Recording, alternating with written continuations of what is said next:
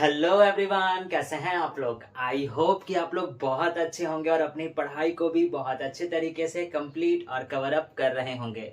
जैसा कि आप लोगों को पता है कि अभी हम लोग हमारे क्लास 11th के बिजनेस स्टडीज सब्जेक्ट को पढ़ रहे हैं और बिजनेस स्टडीज सब्जेक्ट में अभी हम लोग हमारे बिजनेस स्टडीज के लास्ट वाले चैप्टर यानी कि इंटरनेशनल ट्रेड वाले चैप्टर को पढ़ रहे हैं।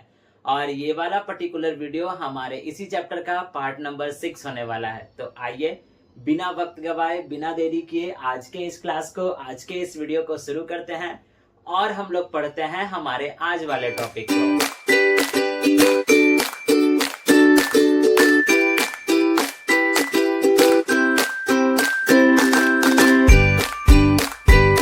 जैसा कि मैंने अभी आपको बताया कि आज के इस क्लास में हम लोग हमारे इंटरनेशनल ट्रेड वाले चैप्टर के पार्ट नंबर 6 को पढ़ेंगे।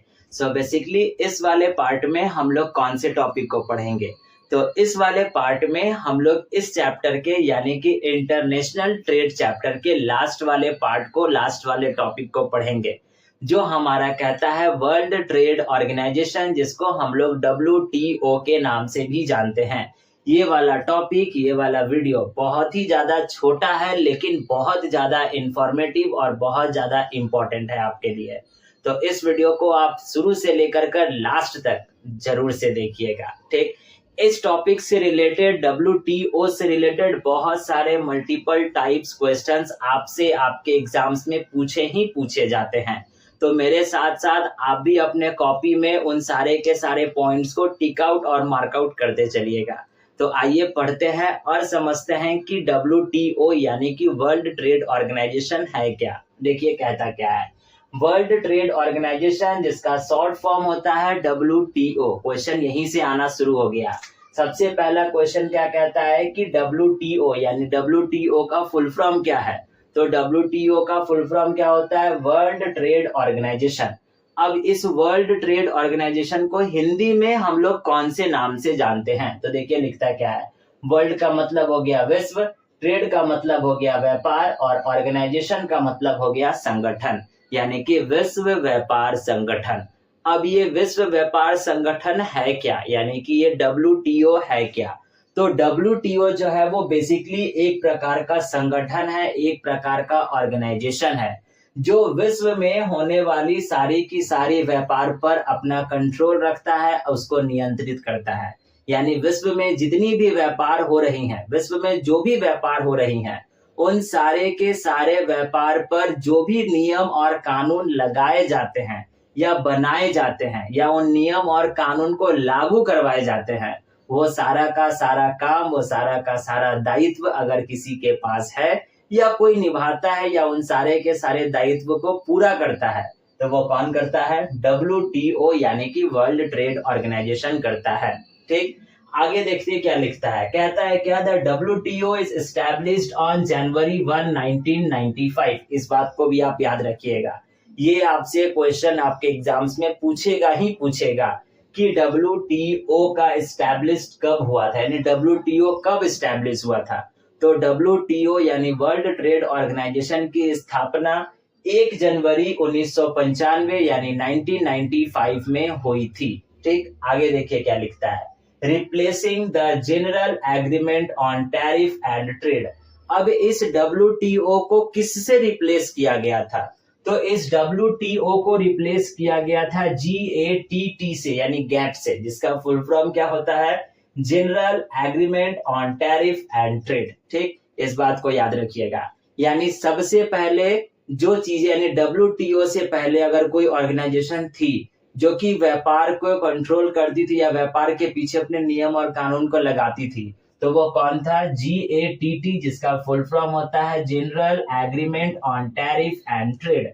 बाद में इस गैट को रिप्लेस कर दिया गया किससे, WTO से। कब रिप्लेस कर दिया गया और कब इसकी स्टैब्लिश हुई थी, 1995 में इसकी स्टैब्लिश की गई थी। ठीक, आगे देखिए क्या लिखता है, which has been in place since 1948। यानी गैट यानी GATT हमारे पास कब से था, तो 1948 से था।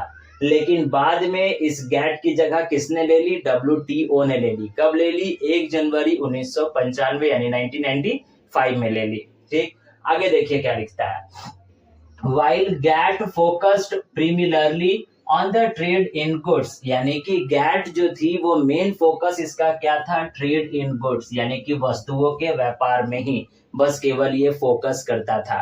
यानी कौन से नियम लगाने हैं, उन नियम को किस तरीके से पालन करवाना है, व्यापार के दौरान कोई फ्रॉड, कोई तरीके का कोई स्कैम या फिर कुछ ऐसा तो हो रहा है या नहीं हो रहा है, ये GATT नहीं देखता था। लेकिन WTO इन सारे के सारे चीजों पर फोकस करता है।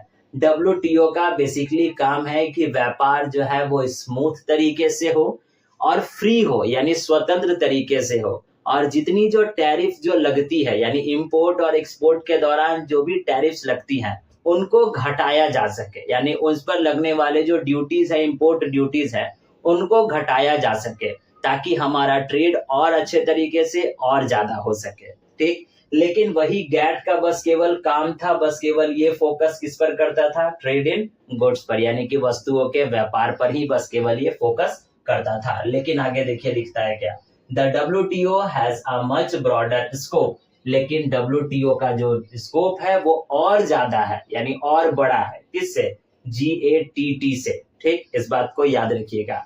अब दूसरा क्वेश्चन कि आखिरकार इस WTO का मेन हेडक्वार्टर कहाँ है, तो इस WTO का मेन हेडक्वार्टर जो है वो जेनेवा में है। अब ये जेनेवा कहाँ पड़ता है, तो स्विट्जरलैंड में पड़ता है। ठीक, यहाँ पर अभी तक में हम लोगों ने 4-5 क्वेश्चन को डिस्कस कर लिया। पहला क्वेश्चन, WTO का फुल फॉर्म क्या होता है, तो वर्ल्ड ट्रेड ऑर्गेनाइजेशन। WTO को एस्टैब्लिश कब किया गया था, तो 1 जनवरी 1995 में एस्टैब्लिश किया गया था। WTO को किसके बिहाफ पे, किसकी जगह पे रिप्लेस किया गया था, तो GATT के बिहाफ पे, GATT की जगह पे रिप्लेस किया गया था। उसके बाद WTO का मेन हेडक्वार्टर कहाँ है, तो कहाँ पे है, जेनेवा में है। जेनेवा कहाँ है, तो स्विट्जरलैंड में है। ठीक, इन बातों को आप याद रखिएगा। नेक्स्ट हमारा कहता है इसकी मेन ऑब्जेक्टिव, यानी कि इस WTO की मेन ऑब्जेक्टिव क्या है। देखिए लिखता क्या है, to ensure that trade flows as, यानी कि WTO जो होता है वो इंश्योर करता है कि व्यापार जो है वो बिना किसी बाधा के एकदम आसानी से और निष्पक्ष रूप से, यानी कि फेयर तरीके से व्यापार सारे के सारे देश में हो रहा हो। ठीक, WTO का मेन फोकस, मेन काम यही होता है कि हमारे विश्व में जो भी व्यापार हो रही है वो व्यापार आसानी से हो, बिना किसी रुकावट के हो, साथ साथ यहाँ पर देखिए लिखता है बिना किसी बाधा के हो, बहुत सरलता पूर्वक हो, यानी आसानी से हो, और साथ साथ निष्पक्ष रूप से हो, यानी इसमें किसी प्रकार का कोई भेदभाव नहीं हो। ठीक, तो यही होता है हमारा WTO, यानी कि world trade organization. I hope कि आपको वर्ल्ड ट्रेड ऑर्गेनाइजेशन अच्छे तरीके से समझ में आ गया होगा। अब नेक्स्ट क्वेश्चन कि आखिरकार इस WTO के कौन कौन से ऑब्जेक्टिव्स हैं, तो हमारे पास ये 4 अलग अलग ऑब्जेक्टिव्स हैं। ये चारों के चारों ऑब्जेक्टिव्स आपके लिए बहुत ज्यादा इंपॉर्टेंट है, तो इन ऑब्जेक्टिव्स को आप याद रखिएगा। याद रखने के लिए मैंने जो है इन ऑब्जेक्टिव्स को इंग्लिश और हिंदी दोनों में लिखा है ताकि आपको याद रह सके। ठीक, तो आइए पढ़ते हैं हमारे पहले वाले ऑब्जेक्टिव को, जो हमारा कहता है रिडक्शन ऑफ टैरिफ, यानी WTO यानी वर्ल्ड ट्रेड ऑर्गेनाइजेशन का पहला उद्देश्य, पहला ऑब्जेक्टिव क्या है, तो टैरिफ में रिडक्शन करना। देखिए वही यहाँ पर लिखता है व्यापार बाधाओं को कम करना, यानी व्यापार में जितनी बाधाएं आ रही हैं या होती थी पहले WTO के पहले, तो WTO का मेन उद्देश्य था कि उन सारे के सारे बाधाओं को कम करना। देखिए क्या लिखता है, आयात निर्यात यानी कि इंपोर्ट और एक्सपोर्ट पर जो भी लगने वाले टैक्स है उनको कम किया जाए ताकि व्यापार सस्ता हो सके और व्यापार ज्यादा हो सके। क्योंकि आपको भी पता है कि अगर ट्रेड के दौरान अगर टैक्स ज्यादा लगेगा तो लोगों के पास सामान वो महंगा पहुंचेगा। जब सामान महंगा पहुंचेगा तो लोग उन सामान को अच्छे तरीके से और आसानी से नहीं खरीद पाएंगे। लेकिन अगर इंपोर्ट ड्यूटीज अगर सस्ती होगी तो लोगों तक सामान वो सस्ता पहुंचेगा, तो लोग उस सामान को और ज्यादा और अच्छे तरीके से और वैल्यूएबल तरीके से उन सामान का यूज कर पाएंगे। तो WTO का मेन और पहला उद्देश्य ही यही था कि जो भी बाधाएं हमारे व्यापार में यानी ट्रेड के दौरान आ रही हैं उन व्यापार यानी उन बाधाओं को कम करना। ठीक, दूसरा वाला हमारा ऑब्जेक्टिव क्या कहता है, रेजिंग स्टैंडर्ड ऑफ लिविंग, देखिए यहाँ पर लिखता क्या है, जीवन स्तर को ऊपर उठाना, यानी कि WTO का दूसरा उद्देश्य क्या था, जीवन स्तर को ऊपर उठाना। अब यहाँ पर क्या कहता है कि विश्व व्यापार के आधार पर to promote economic growth and development through global trade, यानी कि विश्व व्यापार के आधार पर, विश्व व्यापार के माध्यम से रोजगार के अवसर पैदा होंगे। हम लोगों ने ऑलरेडी पढ़ा है कि जितना ज्यादा हमारे पास इंटरनेशनल ट्रेड होगा, हमारे यहाँ पर एम्प्लॉयमेंट की जो रोजगार की जो अवसर होगी, यानी एम्प्लॉयमेंट की जो अपॉर्चुनिटीज होंगी वो और ज्यादा क्रिएट होगी, बिल्ड होगी। देखिए लिखता है, रोजगार के अवसर पैदा करना और आर्थिक विकास को बढ़ावा देना, यानी इकोनॉमिक ग्रोथ को बढ़ावा देना। तो ये था दूसरा वाला मेन उद्देश्य WTO का।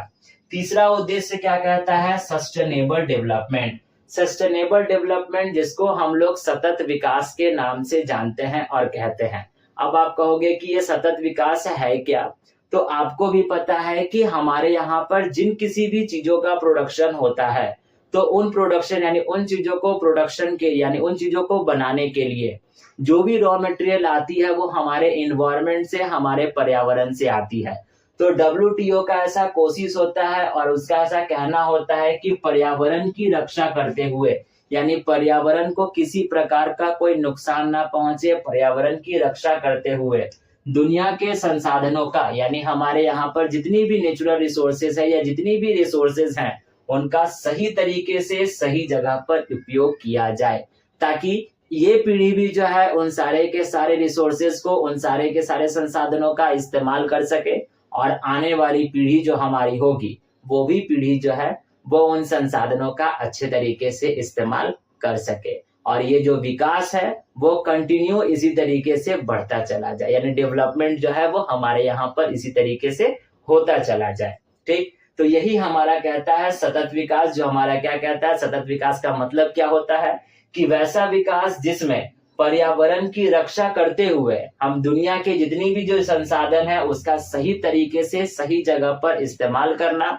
और एक प्रकार का ऐसा विकास करना जो आज की भावी पीढ़ी, यानी आज की जो भी जनरेशन है उन संसाधनों का अच्छे तरीके से उपयोग करे और आने वाली पीढ़ी भी उन्हीं संसाधनों का अच्छे तरीके से उपयोग कर सके। ठीक, लास्ट वाला हमारा ऑब्जेक्टिव और उद्देश्य क्या कहता है, इंटीग्रेटेड ट्रेड सिस्टम, जो कि कहता है क्या है, नियम आधारित प्रणाली। इसमें क्या कहता है कि WTO का जो है एक मेन उद्देश्य ये था कि एक ऐसा सिस्टम बनाना है, एक ऐसा सिस्टम बिल्ड करना है जहां पर हर देश व्यापार के नियमों का पालन करे, जो कि मैंने आपको वीडियो के स्टार्टिंग में ही पढ़ाया था कि WTO एक ऐसा ऑर्गेनाइजेशन है जो कि ट्रेड के दौरान जितनी भी नियम और कानून बननी है और लगानी है उन सारे के सारे नियम और कानून को बनाने का काम अगर किसी का है तो ये WTO का काम है।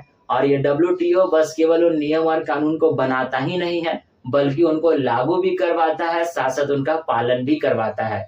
तो इसका मेन उद्देश्य यहाँ पर उद्देश्य नंबर 4 यानी कि ऑब्जेक्टिव नंबर 4 भी हमारा वही कहता है कि एक ऐसा नियम होना चाहिए, एक ऐसा सिस्टम हमारे पास होना चाहिए जहां पर हमारे देश के हर एक व्यापार, यानी कि देश के व्यापार जो है, हर एक देश के व्यापार जो है वो नियमों का पालन अच्छे तरीके से करे। ठीक, तो यही थे हमारे पास ऑब्जेक्टिव्स ऑफ WTO यानी कि वर्ल्ड ट्रेड ऑर्गेनाइजेशन के ऑब्जेक्टिव्स। आई होप सो कि आपको वर्ल्ड ट्रेड ऑर्गेनाइजेशन के ऑब्जेक्टिव्स भी अच्छे तरीके से समझ में आ गए होंगे।